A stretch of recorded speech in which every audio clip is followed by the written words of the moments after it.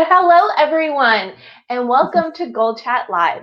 I'm Debra Eckerling, author of Your Goal Guide, a roadmap for setting, planning, and achieving your goals, and founder of the DEB Method, which is my system for goal setting simplified. And Goal Chat Live is my weekly conversation to dive deeper into a goal chat topic. So every Sunday night, I host Goal Chat on Twitter, and then Monday, I bring in a special guest, usually a cool person, friend, or someone I've always wanted to meet. Actually, this is cool person and friend. So we got the first two there to dive deeper into the topic. And in April, our theme is storytelling. So last week, we talked about live streaming. So the natural progression is to talk about podcasting. And I am so excited for my guest today. Michelle Elise Abraham is one of the founders of my podcast coach. And she's just awesome. And I'm sure you can, and host of AmplifiYOU podcast and a bunch of other cool things, podcast producer, and all around cool person. So I'm sure you can introduce yourself a little bit better. So why don't you go ahead, and thank you so much, Elise, Michelle, for joining us today.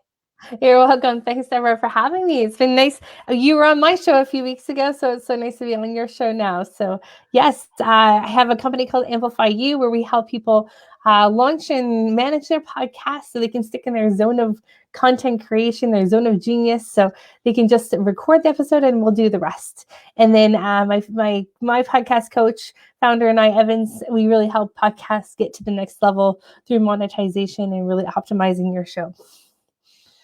And you have this, I'll mention it more later, but we're talking about introducing you, so you have a little gift. I know we're supposed to do that at the end, but why would I do anything traditionally? So you can go to the link in the chat and what is this podcast toolkit? What is in there? Yeah, so it's actually a full membership with tons of training, all things to do with podcasting. So whether it's like how to create great Canva artwork or how to, how to land your first guest on your show, all those kinds of things, lots of great content and training in there. And it's a free membership area. Oh, well, aren't you guys awesome? And we met because you host a Friday meetup, which connects podcast hosts with podcast guests. And I kind of skirt the line a little bit because I do my live show. And if you haven't heard, my podcast is coming back. Blame it on the influence of cool people like Michelle and Evans and just the universe in general. And also, so I do the live show, but it's content that can be put in a podcast format as well. So that's I'm going to play around with it. I don't want to spoil too much. I'm just going to say I'm totally excited. But before we jump in, why don't you tell everybody a little bit about your journey and how you became this, podcast whisperer? Sure, yeah, I can become the podcast whisperer. That's awesome. Well, I was actually a new mom. I found myself being a new mom after I'd had a really successful fitness business and a location and several locations actually and lots of staff. And I found myself at home with a new baby going, my business brain is gone to mush. And so I remember turning on the Apple TV and I was like, what's that purple thing on the Apple TV? I want to see what's on there. So I turned it on and sure enough, there was Eventual Millionaire by Jamie Tardy and Online Marketing Made Easy by Amy Porterfield was just starting with brand new shows then. And I was like, oh, this is back in 2012, by the way, way before most people knew anything about what podcasting was, because I turned to my mom friends, what shows are you listening to? What are you talking about? And so I found myself listening to this podcast and I was getting motivated. I put my earbuds on and take my son for a walk. And I felt like I could be learning while still being a great mom and being present and playing on the floor or going for a drive. We could be learning things. And, so I became an avid listener and I'd wait every Monday morning for that show to drop. And I remember as a listener, if that show didn't drop on a Monday morning, I'd be pretty disappointed. So I always like to say now, several years later, that podcasting, I think, probably saved me from postpartum depression as a listener. And then I saw this medium as something that nobody knew what I was talking about, but it was in my car, it was on my iPhone, it was on my Apple TV.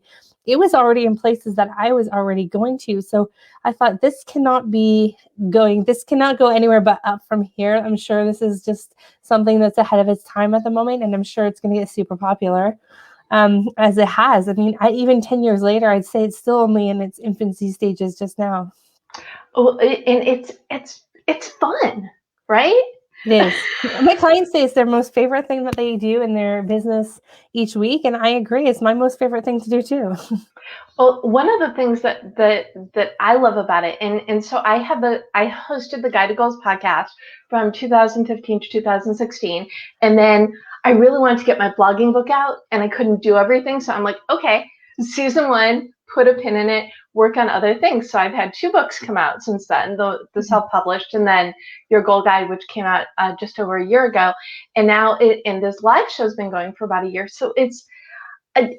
Am I a content junkie or what? What is the pull of a podcast? And if you are listening and you are a podcaster or you love podcasting or whatever, please feel free to share in the comments your podcast story. Mm-hmm. I remember as a listener, I'd be like, I felt like I could go up and give those hosts like a huge hug if I saw them at a conference or something, because I felt like I knew them so well, right? So it really allows you to build that like trust with your listeners, and they get to know you really well. And it makes for a very easy segue into your business. I mean, most of the 99% of the podcasters we work with are podcasters that are they're entrepreneurs. They're in it to work on their own business. They want to see a return on their investment in their own time and everything. And so they're not out there like looking for the millions of downloads and the gangbuster ads and all that kind of stuff. They're more like looking for it as like a really great tool to add into the ecosystem of their business. And it's fun because it's also sort of like it's like a free pass to talk to anybody. Yeah. And so what are some of the other benefits of podcasting? Yeah, I mean, that's one of my favorite things is that it actually is like you're part of the media. So you get a media pass where you can like actually reach out and have a conversation with people who you wouldn't necessarily normally be able to reach out and have a conversation with. So it's those before and after the recording conversations that move the needle on a lot of relationships.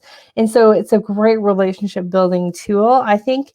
Not only is it great for your visibility, it's great for positioning yourself as an expert, but it's those relationships that you're building while you're being the expert or going out there and interviewing other experts, I think is invaluable. And so do you have like a favorite story of a person that you met through a podcast, or like a top 3? You probably have like dozens, but can you give a good example of that sort of situation for you? Oh my gosh, yeah. So many cool things. I mean, one of my favorite clients, Hillary DeCaesar, she was on the show Secret Millionaire, and she's got people on her podcast now like John Asraf and John Gray, and like some amazing people. And what she's really doing in her show, she came to me and was like, I want to do this as invulnerable as possible, and I want to do this in front of my whole audience. I was like, okay, well, that's something different. And so what we did is we went live every single day in a Facebook group of her clients, and she was super vulnerable. I coached her through the whole process, and in 21 days, she had a podcast, and she's just going on celebrating her first year anniversary, and they went on the show as the first year anniversary. But that was really a cool experience and a really cool relationship that we started from doing those lives all together. Now we've continued on into other aspects of business, and I've become a client of hers, and she's referred other clients to us, and it was the beginning of a great relationship. And that's just one of my millions of examples of really cool people you get to meet when you're podcasting. Okay, so it's about just meeting. It's just an intro to meet new people who could become clients or could refer clients and whatever. And you know this about me, and anybody who's heard me talk in any kind of conversation knows this, is networking really is the key to expanding your business, but also reaching your goals, because you can't achieve your goals alone. And what you're saying is podcasting is like a huge cog into that. Yeah, absolutely. I think it's such a great relationship building tool. And one of my favorite things about it is that you get to lead with service first. So you get to say, hey, Debra, I want to get to know you better. I want to invite you on my podcast. So maybe I don't know you that well, and I want to find out, maybe we have some potential collaborations, or we have similar kind of audiences. I want to get to know you better. So I invite you on my podcast to get to know you better. And, I think that's one of the greatest things, because you get to lead first instead of being like, can I please be on your podcast? That kind of thing. I think it's a much nicer way for me. Anyways, I love doing it where I get to serve first and offer first. And so it's the invitation. So look at people who you feel some sort of connection with, that you want to develop a relationship with for whatever reason, and see where it goes. Absolutely. Yeah. It's just, I always think of the podcast as like the beginning of the relationship, and think about all those coffee dates you used to go on. Well, people don't have time for no matter that we can't actually meet in person anymore either, but like you can't do those coffee dates as much anymore. So this is a really good opportunity. And think of people who have something coming out in the world, like Debra, when your books were launching, you'd be a perfect person to reach out to go on a podcast. Or, when you have something big coming up, or you have something, if I remember one of my first podcasting experiences as a media person was I got to live podcast in the back of a social media conference with hundreds and hundreds of people. But every person that came off stage, I got to interview on my podcast. So there's no other way I would have gone in for free to a conference like that, got to be a media person, and then got to interview every one of those speakers from stage from my podcast. Like, that was a really cool opportunity that came from podcasting. I love that. And I also love the whole, a podcast can be anything. So your client / friend / whatever, she went live for, you said 3 weeks, and from that she created a podcast. I'm talking about repackaging my lives into a podcast, which is going to be similar but not the same. What are some other creative ways to create podcast material? Yes, especially those authors out there that are sitting on gold mines of content. You can start reading parts of your chapters of your book and turn that into a podcast. You can also start using the frequently asked questions that you get from clients, customers, patients, whatever kind of industry you're in. Think about what people are asking you all the time, and turning those into great content. And in the parenting space, there's a parenting podcast by Amy Lang, and it's called The Birds and the Bees and Kids. And what she's done is she's gotten parents to call into this number and ask their most embarrassing questions. So then she plays those questions on her podcast and answers them live then. So it's just like an old school radio show where you call into, but it's all pre-recorded, and it's such a cool way of doing that. I think that was a pretty interesting way. So the cool thing about podcasting is that right now, the world's your oyster, that it's open for creativity. There is so many interesting different ways that you can do things. And there's so many different kinds of content that you could talk about that I think makes it something that's available to everyone. And one of the things that we talked about when we were deciding on what we were, well, obviously it was going to be podcasting because it is you, is you have a whole system of podcasting and productivity. And, I hear the word productivity and I'm like, productivity, tell me more. So please tell me more.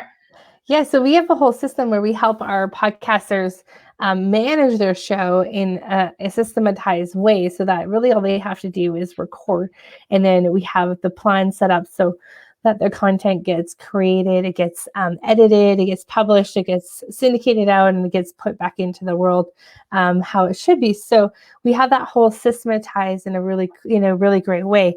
But I think one of the most efficient ways of looking at podcasting. So that's the management once the show is already going. And I think one of the things that I see people stopping themselves from doing a podcast is the thought that it's going to take so much more time. And it's like, oh, another social media channel that we have to do, Debra. Like, really, do we have to do this social media channel like TikTok and all the others that we got going on, and now Clubhouse and everything? Like, it's overwhelming, right? So actually, if we think about podcasting, and this is where the productivity hack comes in, and we think about podcasting as the hub for all of your content for a whole month, and you start with a couple of hours sitting down, recording some episodes at the beginning of the month, then you can turn those episodes and utilize them in so many different ways, and cutting pieces out of them in blog posts and transcripts and all sorts of things, especially if you start with video first. And, that covers a lot of your social media. It covers a lot of your content for the entire month, that you really don't need to worry about it.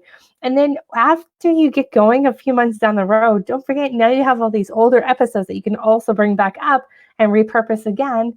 Even though they're a few months old, maybe somebody missed them. So bringing back up those old episodes again. So now you have this productivity hack that's getting your content for the entire month done using podcasting, and then syndicating it out to all the other platforms. Wow. So evergreen content then is better, right? Or not really, because sometimes you want to be trendy. So how do you walk that line between what's for now?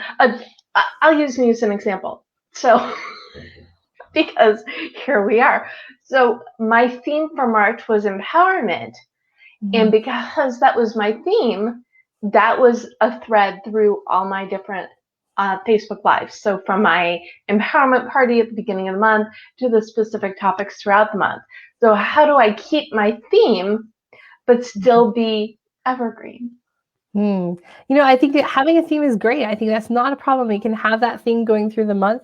I think where it gets tricky is if we start talking about current events in our podcasts, because podcasts are so evergreen. So if someone's coming back and listening to that podcast a year from now, I was very apprehensive about talking about the pandemic at first, because I was like, I don't know how long this thing's going to last. And people want to come back and listen to it in a year, and, we're talking about this thing. So, I think current events are tricky. And if you want to keep your podcast as evergreen as possible, because you're going to get longevity out of it. So if there was something that you're mentioning that, I don't know, some major current events that's going on that you don't want it there in a couple of years from now, you might want to look at taking those back down after a while. But, for the most part, having a theme, I think, is great. I think that's a great idea.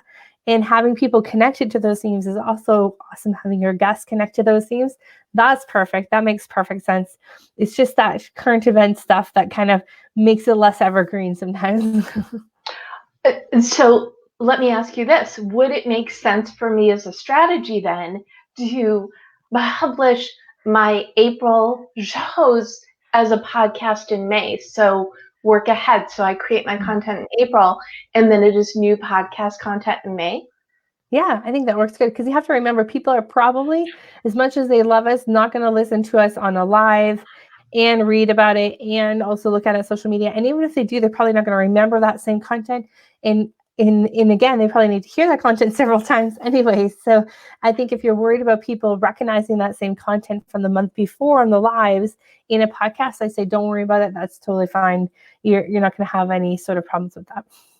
Okay, and does it make more sense to wait and do it the next month, or to rush and try and get it out the same week in a different content format?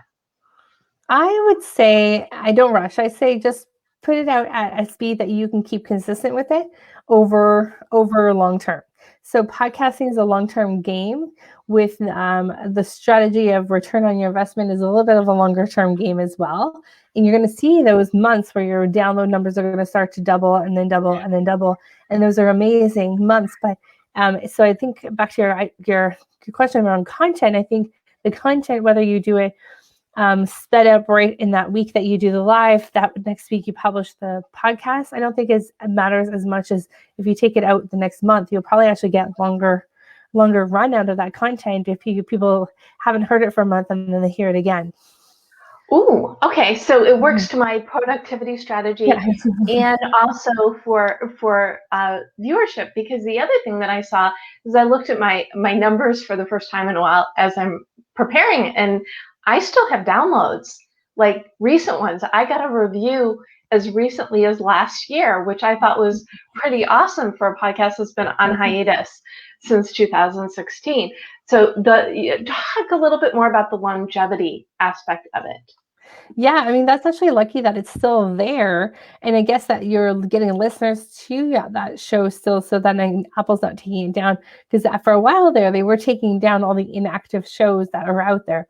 And what the new statistic is that there's over 2.1 million shows live, but there's actually only 700,000 shows with more than 3 episodes. Isn't that Wow. interesting? Yeah. Well, I have 41. Yeah, you got a So lot of episodes. I'm like bucking the system without even trying, Yeah, which no, I I think love. that's great. I had my friend Scott. He did a weight loss podcast back in 2000, and he was still getting 20 years later people emailing him, thanking him for his show and like how much it changed his life and stuff. So, I think if as long as Apple doesn't take it down, I think that's fantastic. If you want to really make sure Apple doesn't take it down, put it somewhere else too, so it's still connected to a website, or keep sending traffic there, or add in a new episode every couple of months, and then it looks more current, right? So I think that's also another strategy there. Well, and that's a wonderful question, which goes to, and I asked this in the group, so let everybody else benefit from your knowledge. I'm relaunching my podcast. I want to keep the same feed, but I want to rebrand. So what do I need to do that? Yeah, it's a perfect segue for a new season, is that what I like to say. So sometimes we go into podcasting thinking that it's very strict and not, I can be fluid. I like to say podcasting is fluid because it is going to change over time, which is why we're seeing shows pod fade at 12 episodes, because that's perfect time for a new season when you kind of want to change something usually, right?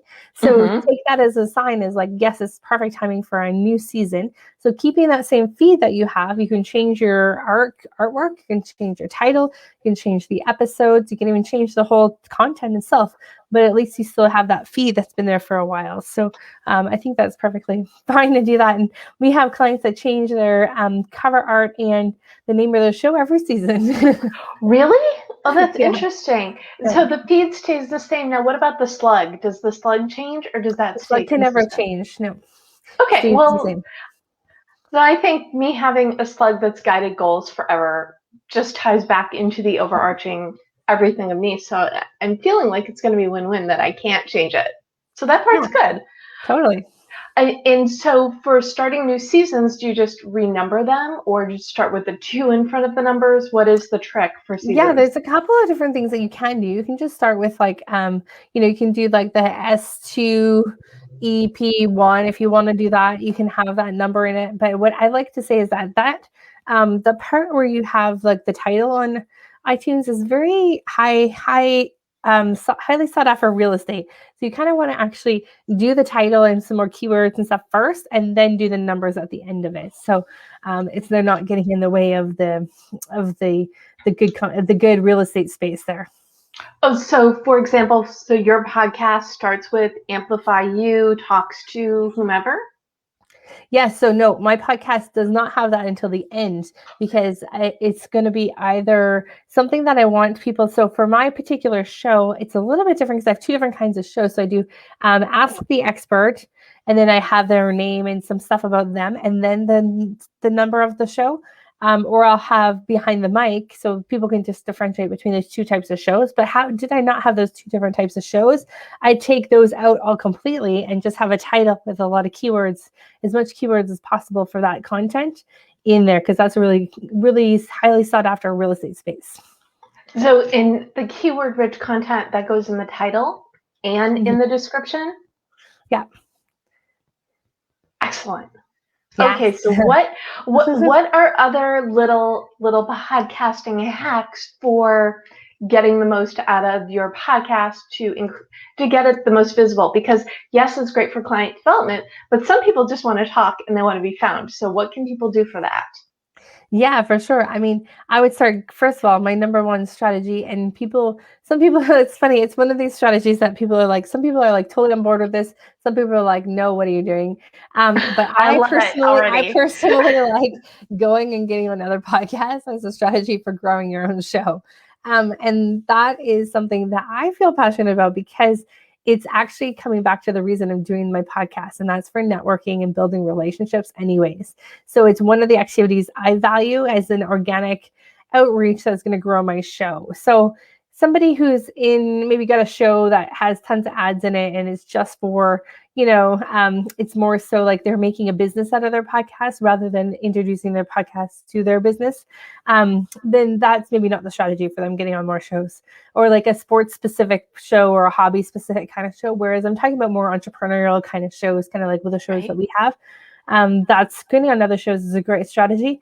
And coming to events like we have the Podcasters Connect and Collaborate, where you can meet other podcasters and get on other shows, and work on trading podcasts time for on each other's shows is, I think, a great strategy. And you get to meet new people and have a lot of fun while you're doing it too.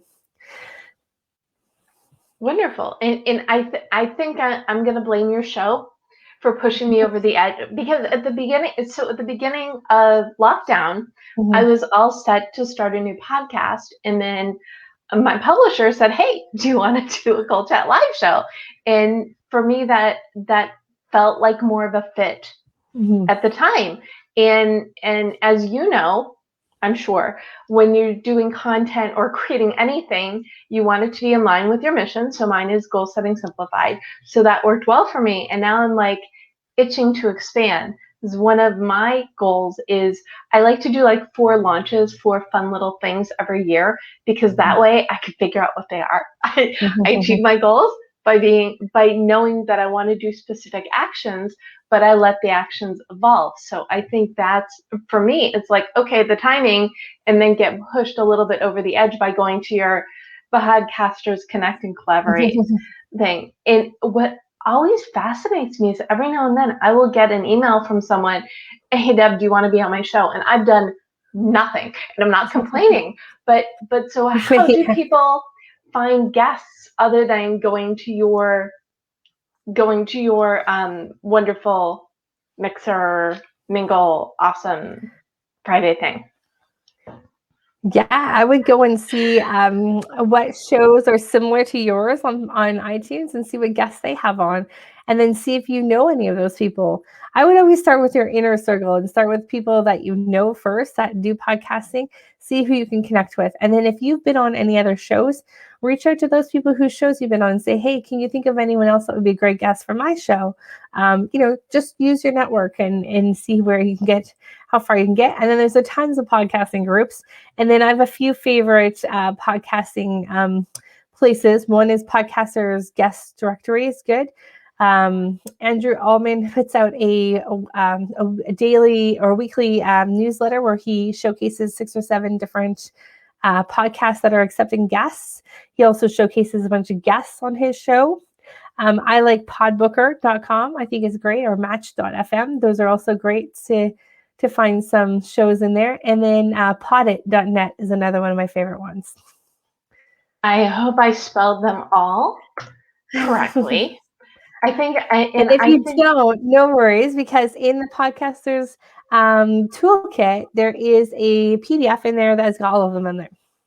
Well, even better. So I will definitely put the link to the Podcasters toolkit as well as the one to join your group, because even there, it's, you have a question, you can ask the question, and I know that you and Evans are just completely on it in terms of being responsive, which is great. All right, so let's dial it back a little bit, because I do want to get through the rest of the Gold Chat Live questions, or the Gold Chat questions. And so the next one is, what advice do you have for someone starting a podcast? I mean, we talked about the different formats, but can you nuts and bolts it? I know it's like longer than like a 2-minute answer, but what is the first step? How does someone get started? Yeah, I think it's actually an easy answer. I think if you have this inclination to do it, and like there's a reason that keeps like coming up for you, right? Do it. Take the time to do it, but take the time to figure out what you want to talk about first. And this is something that I struggled with for like 4 years, probably. I couldn't figure out what I wanted to talk about, because I kept coming back to talking about podcasting. I'm like, no, that can't be what I want to talk about. I'm like, I want to do a podcast. I don't want to talk about podcasting. But it turned out that's what I wanted to talk about. So do a little bit of soul searching. Find out what you can't stop talking about is usually a good sign. What do people ask you about? And what are the most frequently asked questions people are always picking your brain about? that's usually a good sign that some of that content. Also, are you excited to talk about it? Those are some things that are good signs that those make good topics, and that's when you kind of know you're ready to start one. And I can just elaborate a little bit. You can like Deb method it, right? Determine the mission for your podcast, explore your options, what kind of show you want, what format, what frequency, brainstorm your path, write down everything you need to do, make a plan, and do it. Exactly. Love it. So there's that. I think that's what I talked about when I was a guest on your show. You did, yeah. No, I love it. It's good because it fits exactly what we do with our clients. So your Deb method works perfectly.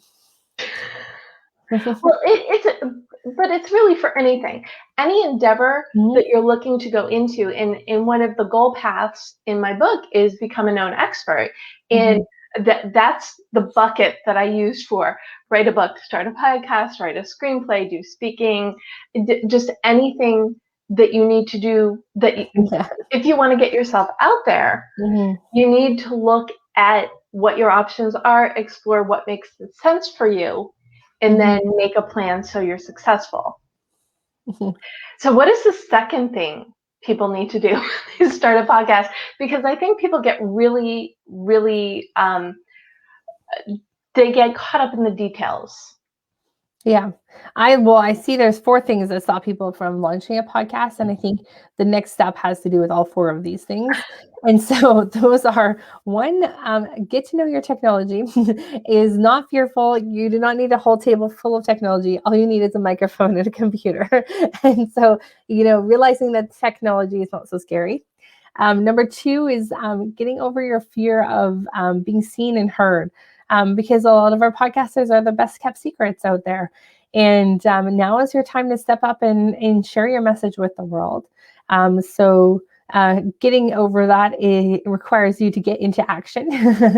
So getting over your fear of being seen and heard, getting over the fear of technology, realizing it doesn't take as much time as we thought that it's going to take. So by using that productivity hack that we talked about earlier and bashing all your content at the beginning of the month, it's going to save you a ton of time. And the last one is analysis paralysis. So people get into this analysis paralysis of they didn't do the Deb method properly, Deb. They are overthinking it, and they just can't get into action because it's not perfect. So putting your podcast out there when it's not perfect is how you should do it, because if you're not embarrassed by your first few episodes a year in, then you waited too long to do it. So that's kind of our thoughts on those. Getting into action, just start doing, break it down. And like I said, like using your goal method is the perfect way of breaking down all those things that you need to do to put together a podcast into small pieces that feel more realistic and less of a huge chunk, more of a bite-sized piece, and feel like they're more of a easily consumable. I think I caught everything. You did great catching that. Well, this way, I want to be able to, because I do put up the recaps tomorrow, which is on the debmethod.com/blog. But I also like to have the notes in the chat or in the conversation, so people who are listening need to know stuff, they have it and it's out there for them. But I also want to be able to put the best nuggets in there. So I want to digress a little bit, and then we will wrap up. So these are tips to get people to start a podcast. What recommendations do you have for people who want to be guests on a podcast? Awesome. Do the things you said before? Those are pretty similar. Yeah, they're pretty similar, except for they require just a little bit less work to get yourself out there as a guest rather than a podcaster. A little bit less in the preparation stage, which is good. But still, what you want to do is we call something called the get noticed formula. So we want you to go out there and get noticed. So if there's a particular show that you want to go on, go first of all, listen to it, make sure it fits with what you want to talk about. Then make sure they have the same sort of audience that you would like to speak to. Then I would make sure you subscribe or follow and review the show. Give them a review, because podcasters are always watching those reviews. So they're going to see your name pop up there and be like, oh, that's awesome. I got a review from Debra. And then when Debra's name pops up on social media later, and now you're following them on social media and commenting or engaging, they'll be like, oh, that was the Debra that gave us a really awesome review. So then when your email comes through saying, hey, I love your show. This is what I really like about it. I noticed you love Black Labs. Me too. This is a picture of mine. And I noticed on your last episode, you talked to someone about podcasting where she talks about how to launch a show. Well, I think a perfect segue, it would be how to monetize the show. And this is what I can offer you, blah, blah, blah, blah, blah. And I think that would be great. If you're interested, let me know. Here's a little bit more about me. And so then you're leading with what is it about their show? Think their audience would enjoy it. You've listened to their show. You found some common ground with them. And that's all a part of the Get Noticed formula. I love that. So you'll see I typed this one fast too. So to be a good guest, you use the Get Noticed formula. I love it. It's perfect. And Goal Setting Simplified. I'm all about saying what you mean. So find a podcast, listen to it, write a review, and then email something very specific to the show. So it shows that you're a fan. And I don't think, I think there's probably like a balance, because you want to be like, oh, I love your show, but you also want to come off as, I love your show for this reason. And I think I make the perfect guest because of this. So you're showing that you listened and you know them, but also how you add value to them. Yeah, showing how you can add value to them is huge, because if I go on something like Podbooker and I put my profile up there for my show, I'll get 25 inquiries to be guests on my show, and it's all about them, all about them, all about them. Most of them don't even spell my name right. They've not listened to the show. They have no clue what the show is even topic is. Like, it's brutal. So if you can do those 4 things, you're like miles ahead of everybody else out there. It's just slapping together, cut and paste and copy and pasting. And obviously, and also too, when you copy and paste email to email, you can see it throws a different color. So just FYI out there, anyone who's doing that speeder emailing. And the other thing too is, don't shortchange the time you take. I love that you said that, because you spend all this time together to put together a good pitch. Make sure there are no typos. Make sure you have the right host and you're not typoing their name, and be relevant so you don't end up on their naughty list. Yeah, exactly. You want, and that's why we suggest going to do those few things first, because then you're on their radar already. And chances are, it depends on the type of show, but your chances are it's their assistant that's seeing those things, not necessarily the host. So it's, once you're in with the assistant, that's always a good thing, right? Because the assistant will notice that you've said those things that are really relevant and important to them. Makes their job easier too. Well, that's such a good point. You want to be like the perfect, easiest guest. Yeah, and then you want to promote the heck out of the show afterwards, so they're very happy with you on that. Excellent. And so what didn't I ask you about podcasting? I'm sure a ton, but anything else stand out? And then we're going to give people a podcasting goal. I think we should give 2, one for people who want to host and one for people.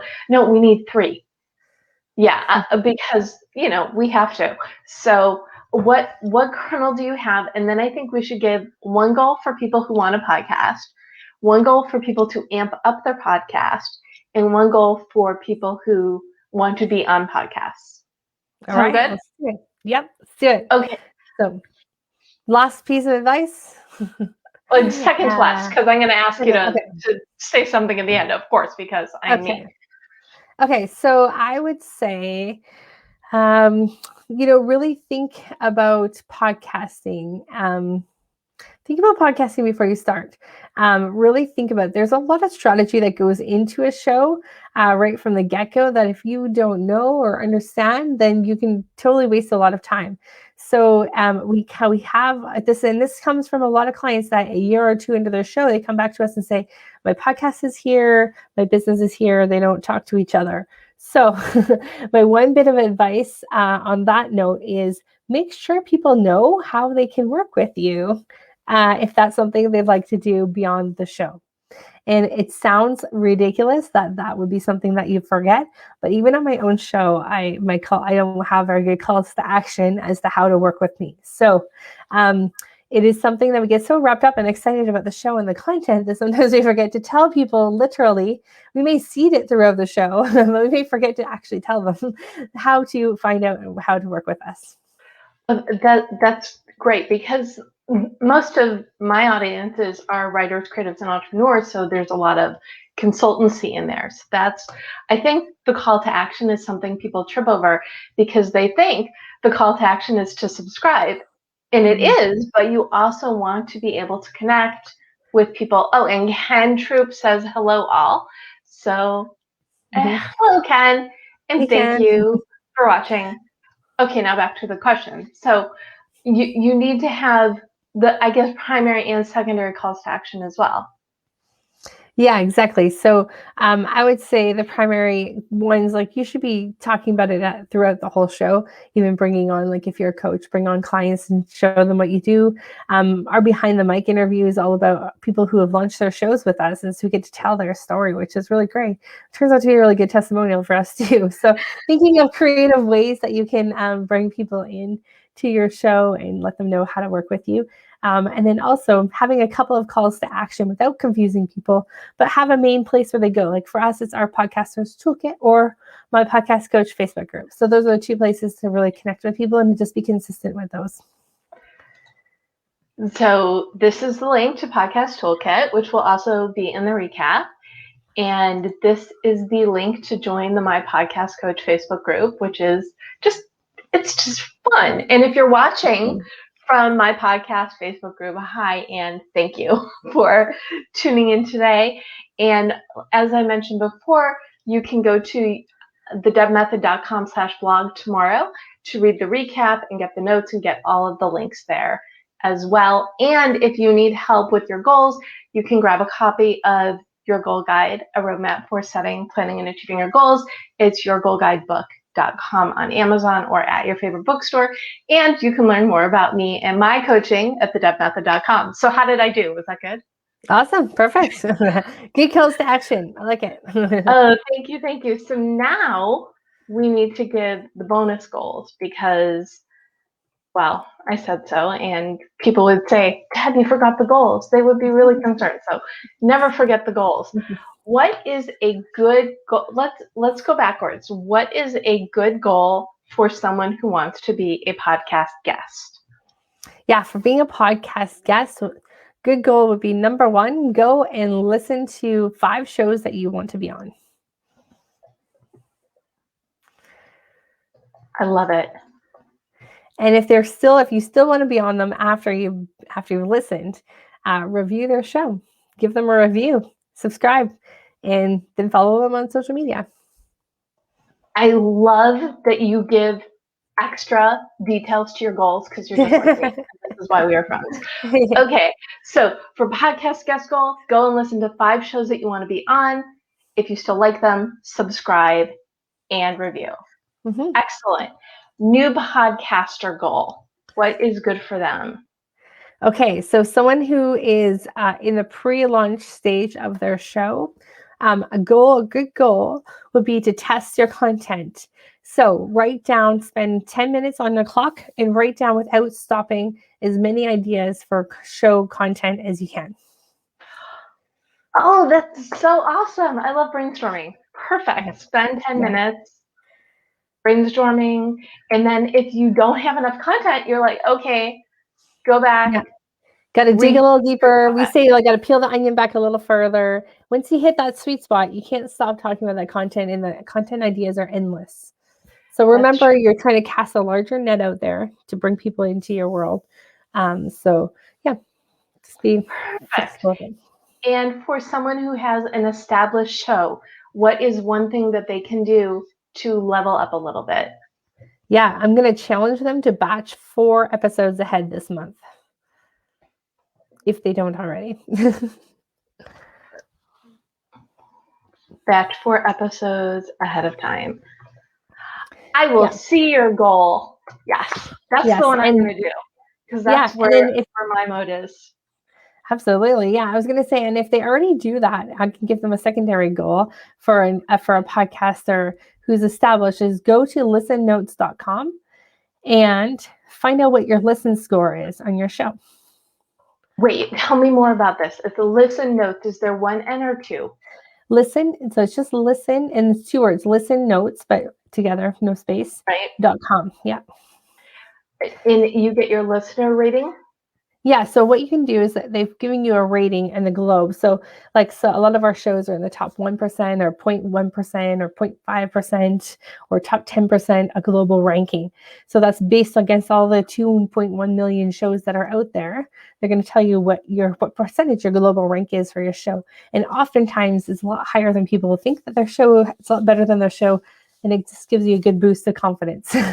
Oh, well, I'm all about the motivation behind it. So that sounds Right. perfect. And Yeah. I would imagine if you've done multiple episodes, your score is going to be good because you've been doing consistent, Yes. right? Yeah, exactly. Oh, wonderful. Okay, so if you are watching and you have a podcast, please share it. Share the link in the comments because someone watching might want to be a guest. If you like to guest, please put a comment in the comments about your specialty because you never know. And join. And I guess the extra bonus goal is to join the podcasters group because it's fun. Because you can never know enough of your people. That's right. Awesome people there only. I love it. Wonderful. Well, thank you so much, Michelle Elise Abraham, for joining us today for spilling all these wonderful podcast secrets. Do you have one final thing you want to leave our watchers, listeners, viewers with? Sure. Yeah. I'm just thinking we got to dig deep for this one. I've got so many good ones out there for you guys. I think that have fun with your podcast. I mean, this is your opportunity to get heard in the world. And if you feel like it's like you're not sure about your story or you don't think anyone's going to listen, you don't have anything good to say, just remember that you're put on this earth because you have a story and you have a message to share with the world. And you don't know who is listening on that other end. If you change just that one person's life, I can't tell you how many of our podcasters get emails from, I was about to commit suicide or I was about to do this and your podcast changed my life. So thank you. So just keep that in mind when you're out there to share your story, and you've been put here on this earth to share a message, and it's going to make an impact in someone's life. So that's your job. Wow, that's amazing. So, if for no other reason, Mm-hmm. that because you never know who's listening and who you might be helping. I love it. Right. Thank you so much, Michelle, for joining me today. Thanks everyone for watching and soaking up all this great information. Again, I'm Debra Eckerling, author of Your Goal Guide and founder of the Deb Method. And you can join me for the Goal Chat Twitter chat every Sunday at 7 p.m. Pacific. And I will be back next week and every Monday at 4 p.m. for another awesome Goal Chat Live. Go out there, podcast, and remember, you can do it.